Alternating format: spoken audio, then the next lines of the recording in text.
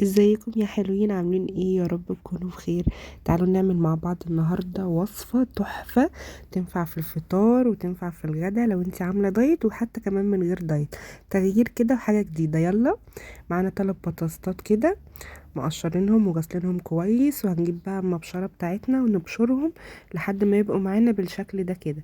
هنتبلهم بقى بشويه ملح وفلفل اسمر وبابريكا، ودول شوية دقيق كده عشان الخليط يتماسك، وهنعجنهم في بعض بقى بالشكل ده ونخلطهم كده كويس. وبعد كده بقى في طاسة على النار فيها معلقة زيت كبيرة، يعني ما تكتريش الزيت قوي وما يبقاش برضو قليل عشان البطاطس ما تتحرقش معانا.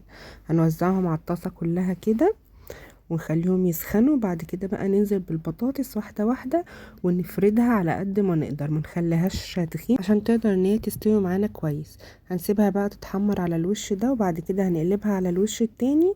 وهنا بقى انا كنت قلبتها وحبيت ان انا ازود خضار كده، حطيت طماطمايه قطعتها شرايح وحطيتها على الوش. ممكن تحطي كمان معاها فلفل.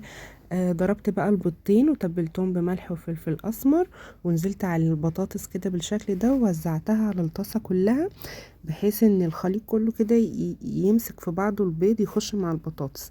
بعد كده سبتها تستوي شوية ونزلت عليها بشوية جبنة قريش. لو مش عايزة جبنة قريش ممكن تحطي جبنة موتزاريلا، جبنة رومي، اللي يريحك. وغطيت عليها بقى وسبتها على نار هادية لحد ما استوت وبقت بالشكل الجميل ده. حطيت بقى على الوش كده شوية بابريكا مدخنة وشوية زعتر يدوها طعم، مش قادرة اقول لكم على ريحتها، وطعمها كان خرافة. ممكن بقى تاكليها بالعيش لو انتي مش عاملة دايت، هتبقى حلوة.